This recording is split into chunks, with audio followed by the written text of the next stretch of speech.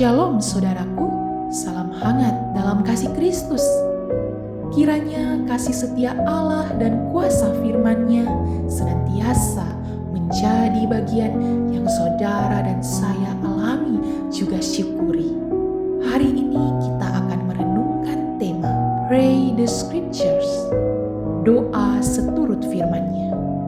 Mari kita mengawalinya dengan berdoa. Bapa Surgawi, kami menantikan sabda-Mu yang bermanfaat untuk mengajar, menyatakan kesalahan, memperbaiki kelakuan kami, dan mendidik kami dalam kebenaran. Terangilah kami dengan Roh Kudus, dan jadikanlah kami pelaku firman yang setia. Dalam nama Yesus, amin. Yohanes 15 ayat 7. Jikalau kamu tinggal di dalam aku dan firman-Ku tinggal di dalam kamu, mintalah apa saja yang kamu kehendaki dan kamu akan menerimanya. Doa adalah sarana kasih karunia dari Allah bagi anak-anak-Nya, dan salah satu cara berdoa adalah berdoa seturut firman Allah. Kita mungkin cenderung mendoakan beberapa pokok doa dan masalah yang sama berulang-ulang. Mendoakan firman bisa menjadi disiplin rohani yang efektif, bermanfaat, sekaligus menyenangkan. Hal ini akan menghindarkan kita dari salah berdoa dan membantu kita berdoa seturut kehendak-Nya, memastikan Tuhan mendengar dan menjawab doa-doa kita, dan secara tidak langsung menolong kita menjalani hidup seturut firman-Nya. Mudah sekali bagi kita untuk salah berdoa atau berdoa untuk memuaskan hawa nafsu kita. Namun, ketika kita berdoa seturut firman-Nya, ini membantu hidup kita lebih selaras dengan hati Allah. Untuk itu, pastikan saudara membaca dan memahami konteks dari firman yang akan didoakan. Ambillah waktu untuk membaca keseluruhan suatu pasal agar kita memahami firman-Nya. Ketika kita menemukan perintah atau janji dari firman yang selaras dengan pergumulan kita, lalu kita mendoakan firman itu, kita tahu bahwa kita sedang selaras dengan Allah.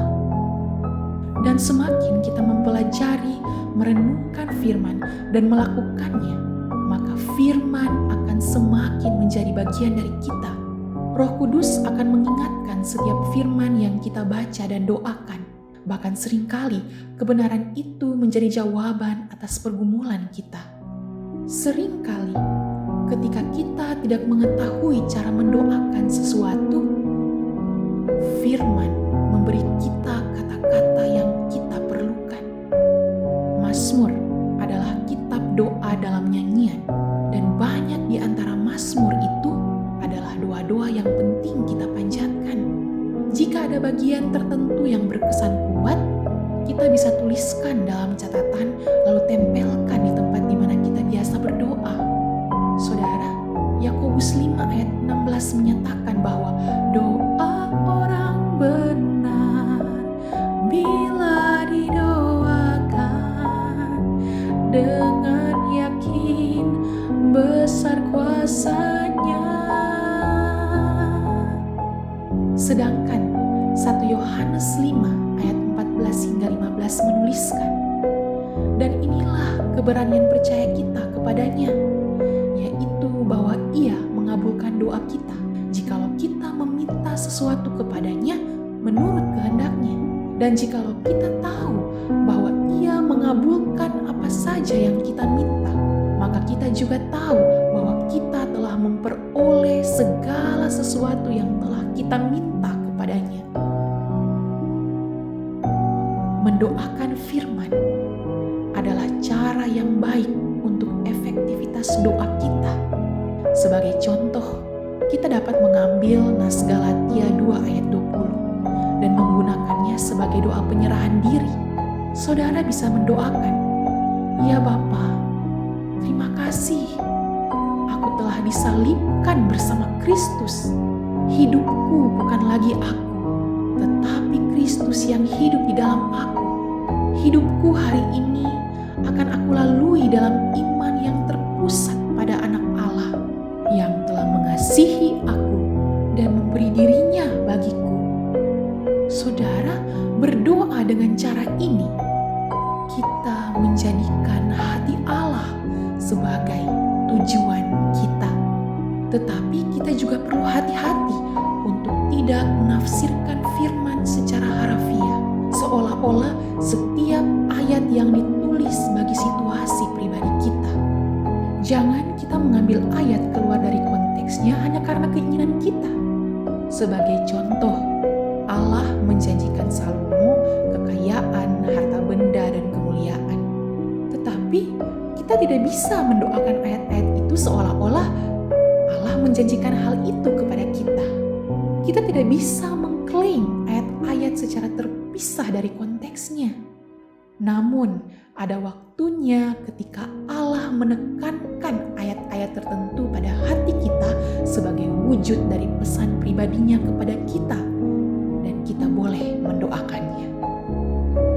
Jika kita berusaha menerapkan setiap ayat secara pribadi, maka kita akan menemukan kesulitan dengan ayat seperti 1 Samuel 15 ayat 3. Jadi pergilah sekarang, kalahkanlah orang Amalek, tumpaskanlah segala yang ada padanya. Jadi kita harus selalu membaca Alkitab dalam konteksnya dan belajar tentang Allah dari prinsip yang kita temukan. Allah mungkin menggunakan bagian ayat itu untuk berbicara mengenai penumpasan sikap kedagingan yang ada dalam hidup kita. Dalam kasus seperti itu, mungkin kita dapat berdoa seperti ini. Tuhan, sama seperti perintah-Mu untuk menumpas segala sesuatu yang mencerminkan kejahatan kaum Amalek, aku ingin menumpaskan semua berhala yang ada pada hidupku, sehingga hanya Engkau yang kusembah. Ya saudara, doa yang efektif, penuh keyakinan dan bergairah dapat hadir dari firman maupun dari dalam hati kita. Tujuannya adalah menyatukan keduanya. Bahkan di atas kayu salib di tengah penderitaan, kalau saudara ingat, Yesus menyerukan Mazmur 22, "Allahku, Allahku, mengapa Engkau meninggalkan aku?" Banyak penafsir meyakini bahwa Yesus mengutip Mazmur 22 ketika ia disalib, lalu mendoakannya kembali kepada Allah sebagai bentuk penyembahan bahkan dalam kematian. Semakin kita mempelajari dan menjiwai firman-Nya, doa kita akan semakin mencerminkan kehendak Allah dan semakin efektif pula khasiatnya. Selamat berdoa. Mari kita berdoa. Bapa kami yang di sorga, dikuduskanlah nama-Mu. Datanglah kerajaan-Mu. Jadilah kehendak-Mu di bumi seperti di surga. Berikanlah kami pada hari ini makanan kami yang secukupnya. Dan ampunilah kami akan kesalahan kami, seperti kami juga mengampuni orang yang bersalah kepada kami. Dan janganlah membawa kami ke dalam pencobaan, tetapi lepaskanlah kami daripada yang jahat. Karena Engkaulah yang empunya kerajaan dan kuasa dan kemuliaan sampai selama-lamanya.